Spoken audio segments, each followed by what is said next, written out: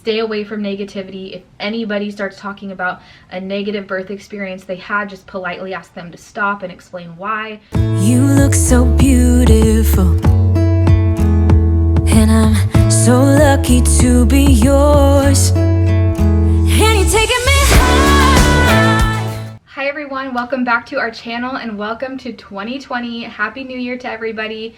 This is my first video of the new year. I took a couple weeks off after doing Vlogmas and I missed you guys so much. I am back and it was nice to have a break, but I definitely found myself missing posting videos and filming them and uploading them and interacting with all of you guys, so I'm glad to be back. The Seahawks play the Eagles in Wild Card Weekend in about 20 minutes, so I just wanted to hop on here and film this video real quick before that starts. And I am going to be sharing with you guys what our birth preferences are.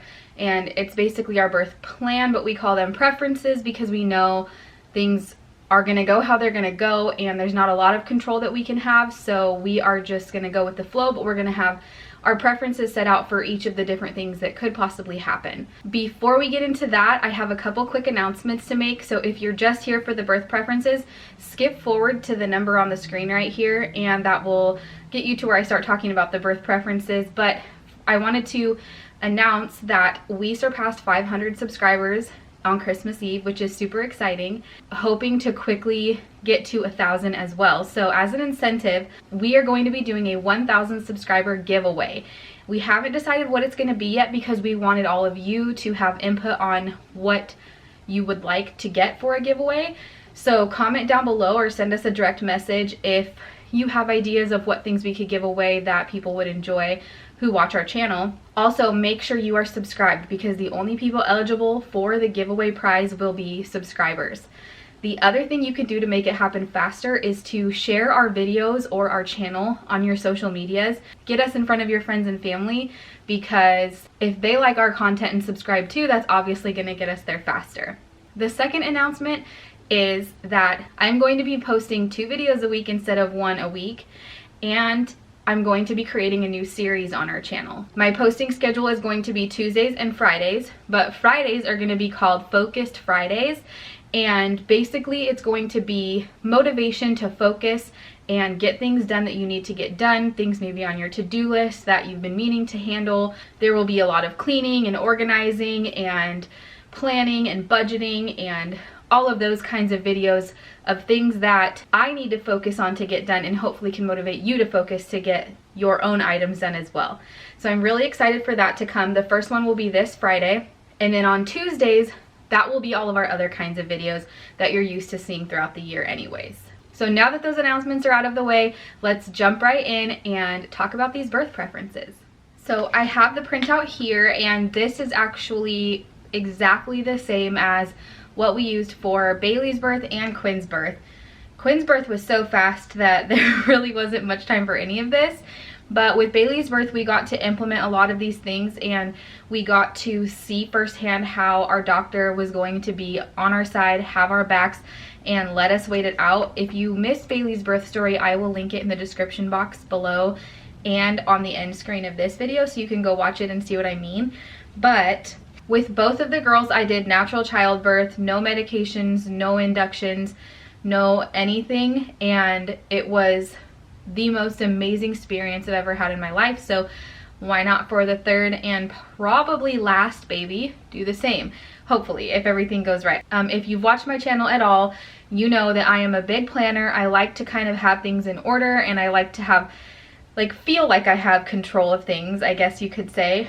But I'm also realistic, and I know that life is not always going to go exactly how I have planned it to, and that's hard for me to handle sometimes. But if I get in the right mind space, then I'm able to do so better. I was my sister's birth coach with my nephew, who's 1.5 now, and she told me about the book The Calm Birth Method, and it's amazing. So if you are, whether you're wanting to go natural all the way to planned C-section, whatever your plan is, I highly recommend reading The Calm Birth Method because it goes through all of those different things and how there is no ideal birth except for the one that's ideal for you. And no matter how your birth goes, it can be perfect, even if it ends up in an emergency C-section like my sister's did. So it really helped get me in the right mindset to help her, and I'm really glad she had that resource because now I can read it again for this labor and delivery. With Bailey and Quinn, I basically took the whole pregnancy to read about natural childbirth and just positive stories about birth, and I basically tried to stay away from any negativity. Anytime someone would try to start telling me that I'm crazy or question my choice, I would kind of just shut it down politely because I didn't want to hear any of the negativity. And I think that was a huge reason why I was able to get through Bailey specifically, because it was so long, and it was all because my mind was in the right place. So no matter what you're trying to do for your birth, get your mind in the right place, because it is a mental battle for sure. Obviously physical as well, but it's definitely a mental battle, and I don't think a lot of people emphasize that. So I'm going to cover up the personal information, but I just kind of want to show you the layout that I have. Before labor begins is here on the top, during labor here, and then if I had to be induced, this is kind of what we would want to be happening in that case. And then we had our preferences here for if I ended up with a C-section, and then birth or soon after birth, like what we would love to happen. So we kind of had everything there. That way, if something went away that we weren't really hoping for, like a C-section or something like that, that we would still have our input on how we want that process to go, and we wouldn't feel like the process took us over at the end of it. I basically started the birth plan with an intro kind of thing that says, we are hoping for a natural childbirth without unnecessary intervention or the use of drugs. We appreciate your support with our birth preferences. This plan represents our preferences. However, we recognize that in the event of unforeseen difficulties, it may need to be renegotiated. In this eventuality, please discuss all procedure options with us first. We would then like the opportunity to contemplate our options without the presence of any medical staff. So a little bit of a backstory like on why I'm not doing a home birth, because when you're hearing all of this, it seems like these things would be in line with a home birth, but I personally find comfort in a hospital setting. A lot of people don't, and that is totally okay. I love the idea of a home birth. I think it's magical and amazing, and for people that do that, I applaud you. I personally find comfort and feel more comfortable in a hospital setting. I'm sure that's probably because I've never had anything traumatic happen that I've had to go to the hospital for or anything like that, knock on wood. But I do find comfort there. So for me, that's the right place to be. For you, it may not be. Within each of these sections, we have a most important to us category and then a flexible preferences category. That way we could focus on the couple things we would really want to happen and then have the other things we want to happen, but that we would be a little more flexible with for, again, different scenarios that may pop up. So I have before labor begins, the most important to us is that if I go past my due date and the baby and I are fine, we do not want to be induced. We also don't want to have membrane stripped or broken unless there's an emergency situation or we are 2 weeks past. And then flexible preferences are wanting to labor at home as long as possible. And of course, that's more of like a choice. They can't force you to go into the hospital. So that is more just kind of go with the flow and see what happens. During labor, the most important to us were not to offer any pain medications, not to even bring them up unless I ask for them 3 times with our safe word, which is serious. So I have to ask for the pain medication 3 times with the word serious to my birth coach, not to the nurses there. And at that point, we can discuss medications. Before that, we didn't want any mention of it at all because I, again, wanted to stay in the right headspace and keep my mind clear and away from that thought even entering my head. I wanted to be able to walk around and move as I wish while I'm in labor, monitored intermittently and not confined to the bed. So I was willing to, I know in a hospital setting, nurses really want to monitor you and make sure the baby's doing great, which is obviously awesome because they want to make sure everything's okay. So I was willing to do that for 10 to 15 minutes once every 2 hours. That way they could get monitoring, but I was still able to move around for the most part and have my own free will to do that.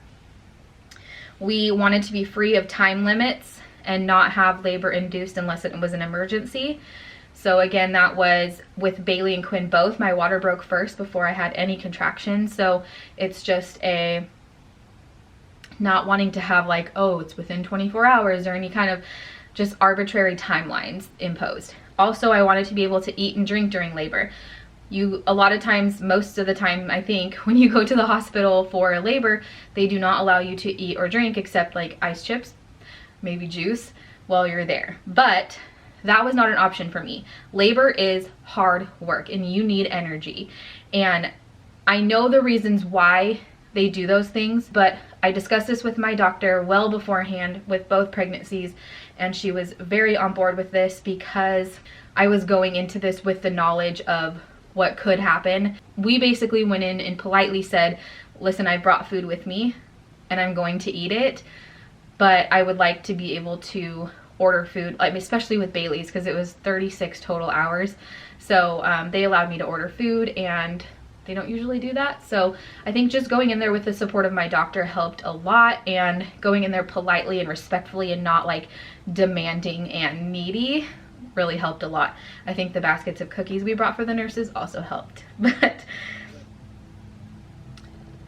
And then for the flexible preferences, if pain medication became a necessity, I wanted to try an epidural first before anything else. And then the category of induction. So if it came to a point where I had to be induced, medically necessary to do so, I fully trust my doctor and her opinion and her advice, her medical advice. So if she came to me and said that we need to get this going and it's kind of a serious situation, obviously I'm not gonna be like, nope, sorry, you know.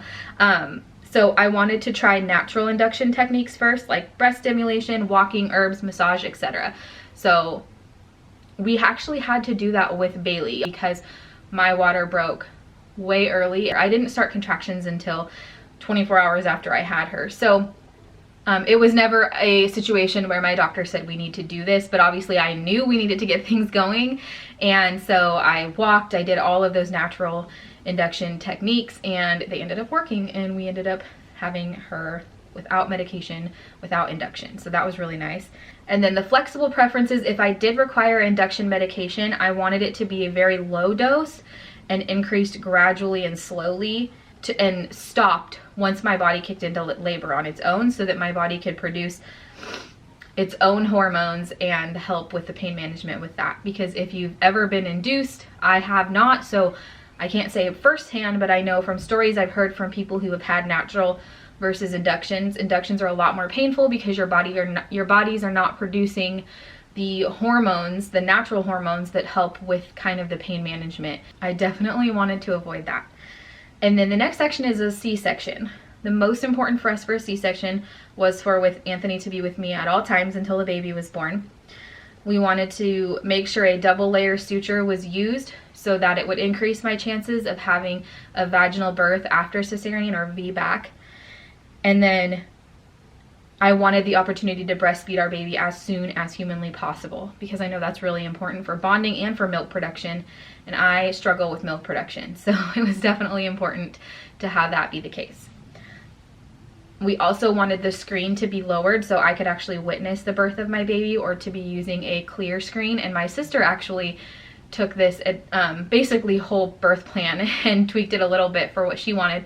She ended up with a cesarean section, and she was able to watch her baby be born because of that preference put in there. So that's huge and definitely amazing. Also, the flexible preference was that I wanted my baby to be placed on my chest while the stitching me up and everything was completed. And then the last section is the birth section and soon after birth. I wanted to view the birth using a mirror. With Quinn's, it was so fast, there was just not even a chance. But I did get to with Bailey, so that was really cool. It was just so fascinating, and I'm so glad that I was able to do that. We also wanted delayed cord clamping, at least 3 minutes or until the cord stopped pulsing before it was cut. Again, with Quinn's, we couldn't do that because it was wrapped around her neck when she came out, and she was purple, so she had to cut it to even get her out. But ideally, we would like for that to happen, obviously, if that's not the case again. We wanted Anthony to deliver the baby and cut the umbilical cord. He got to do both of those with Bailey, and he was ready with Quinn, but because of that emergency situation with her cord around her neck, he wasn't able to do that. So it'd be really really, really nice. Hopefully everything goes smoothly and he can do that for this third baby. If the baby's health is in jeopardy at all and had to be taken to the NICU or anything, we wanted Anthony to be with the baby at all times, not even a second away from the baby. We wanted to avoid the use of forceps or a vacuum extractor, and if it had to be used, we wanted it to only be used to turn the baby and not to forcefully pull the baby out. That was really important. And then for vaccinations, other than the Hep B vaccination, we wanted to delay and postpone all of the rest of the vaccines. I know this is a very touchy subject for some, but we do vaccinate our kids.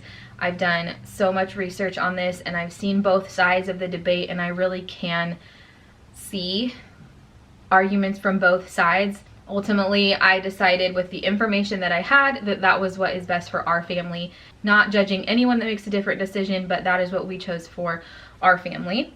For the eye antibiotics, we wanted to delay the use of those until after breastfeeding was established and the baby was doing well and breastfeeding well, because we didn't want that to impede anything or the progress with all of that. We also specified that our baby was only to be breastfed and not formula fed, and artificial nipples, pacifiers, sugar water, or anything other than breast milk was not to be presented to our baby without our prior consent. The flexible preferences for birth and shortly after, one was that I be able to try different positions for birth, such as squatting, using the bar, whatever felt comfortable. With both of the girls, I felt most comfortable laying inclined on the bed, which is like the normal, like what you see in movies. For me, that was most comfortable, and I was able to do that successfully and quickly with both of them. I thought I might want to do a squatting position or something, or it just was not comfortable for me. So I went with what was comfortable for me, but I wanted to be allowed that freedom to birth in different positions if I felt the need to do so. We also wanted the placenta to be born spontaneously and not given induction medication to get that out. And then the last thing is, if our baby's health was in jeopardy but I was fine, I wanted to be transported with the baby and have as much skin-to-skin contact as possible, depending on what the situation may be. So that is our birth preferences, or birth plan as some people call it. Again, with the mindset that it could go completely differently, and that's okay. Whatever birth we have is going to be the perfect birth for us, as long as we're in the right mindset, and hopefully everything goes well. Obviously, things can happen and we would deal with them when they come, but these are our preferences in ideal situations, all the way down to cesarean situations and everything in between. I hope you were able to get some information from this if you're trying to plan your own birth preferences or figure out what you even want to happen, how you even would like your birth to go in an ideal situation. Hands down, the most important two things are, one, to have a doctor or midwife who is completely on board with what you want and who will go to bat for you, especially if you're delivering outside of your home, where there are nurses and other people who you haven't seen or talked to about these before you actually come in to give birth. So have your doctor on your side and in agreement with everything is so important. It saved us so much trouble for sure. The second thing is to have your mindset right.